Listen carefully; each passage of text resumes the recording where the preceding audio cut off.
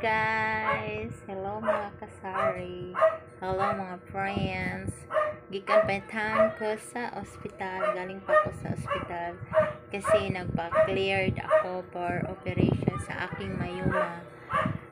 Pero ang nangyari is kailangan ko magbalik laboratory lahat kasi kailangan yan para sa pagpa-clearance ko para maoperahan na po ako sa aking sakit na mayuma. Buti na lang yung ospital namin meron silang yung libre ba, parang malasakit siya, malasakit card na libre yung mga laboratory examination, laboratory test, pero meron silang hinihingi na daw yun, sweldo daw yun sa doktor, pero 64 pesos lang naman, so okay pa rin yun. Pero meron talaga silang mga laboratory test na hindi available sa loob ng hospital ng bayan, yung Vicente Soto, yun ang hospital ng bayan dito sa gobyerno. So ang wala doon sa kanila is yung ultrasound. So, kailangan doon sa labas, pero katabi lang yan sa building ng hospital ng bayan. So, doon, kailangan magbayad ka ng at least 1,000 pesos para sa ultrasound. Pero, mabilis lang ang serbisyo kasi mga 30 minutes lang pwede mo nang makuha. Or less than 30 minutes, pwede mo nang makuha yung resulta. Hindi kagaya sa hospital ng bayan, yung mga resulta makukuha mo pa 1 day before o 1 day after sa laboratory test or 5 days after ganun.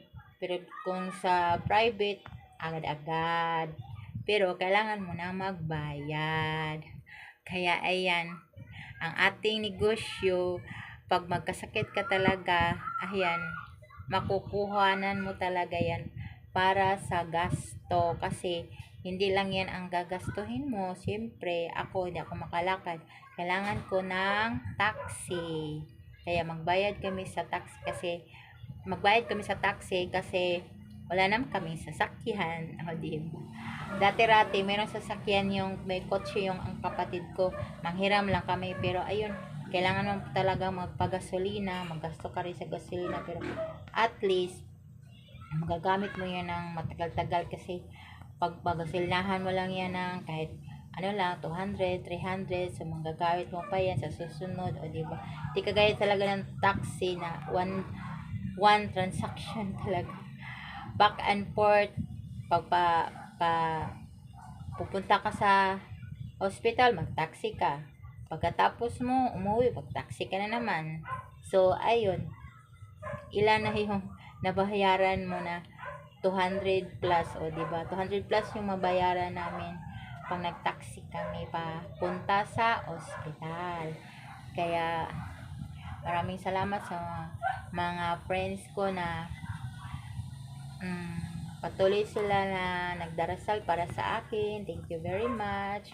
Ayan, may sakit po ako na mayuma at pabalik-balik ako sa hospital, sa OPD, outpatient department, kasi ang dami nilang kailangan laboratory test. Tapos pag meron silang nakita sa iyo na kailangan mo na tutukan nila, magpa-laboratories ka na naman, ano na naman na laboratory testing na ipapagawa sa iyo, kaya talagang natatagalan. Tapos minsan kung wala ka pang pera, ayan, tapos minsan meron akong halimbawa nangyayari sa akin, ang una kong pagpa-clearance for operation, pagpa-cleared, tiningnan yung dugo ko. So, nagpa-laboratory test ako.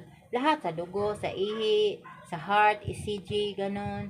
Meron pang x-ray. Tapos, nakita doon na yung hemoglobin ko ba, yung red blood cells, sabi ng nanay ko, yung hemoglobin daw, yung red blood cells, ang baba niya, 89.75. So, kailangan talaga at least 100 plus or 200. So, ayun, nag-maintenance ako for 1 month. Niresitahan ako ng doktor ng iron na vitamins for 1 month. Buti na lang ngayon nakuha ko na ang result, nagpa-laboratory test ako ng January 9. Nakuha ako ang result ngayon at tumaas talaga siya 135. So nagpapasalamat talaga ako.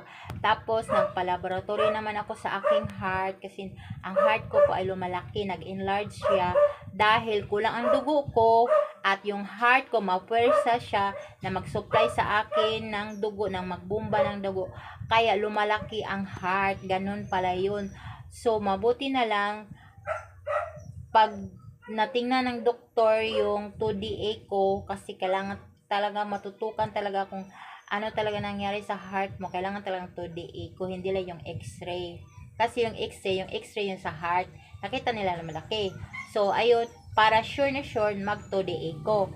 Sa 2D echo, nakita doon sa doktor na, oh, okay pala ang heart mo. Okay, so, ito lang ang gagawin mo. Magpa-laboratory ka, test lahat sa dugo, sa ihi, sa heart, sa ECG, sa x-ray. So, yon ang ginawa. Tapos, mabuti na lang ang hospital ng bayan natin and merong libre. So, libre lahat ng mga test na yon except lang yun sa ultrasound na yun sa labas, sa private. O, diba? So, again, ako po ay humihingi sa inyo na sana po ay pagdasal ninyo ako na sa journey ko ito matapos na itong journey na ito, tapos mabalik na ako sa normal ko na buhay, sana ay gagaling na ako sa awa ng Panginoon. Yan talagang palagi kong kinarasal talaga na gagaling na sana ako, mabalik na ako sa normal para makapagtinda na tayo kasi kawawa na talaga yung tindahan ko. Totoo talaga sinasabi nila, health is wealth talaga. Pag wala ka talagang, pag nagkasakit ka talagang wala lahat. Parang wala rin talagang kwenta. So, mas mabuti talaga yung kalusugan natin. Yun talaga ang numero uno natin na ating kayamanan. O, diba? So, yan lang mga friends, mga kasari ko, mga guys. Thank you very much. Bye-bye.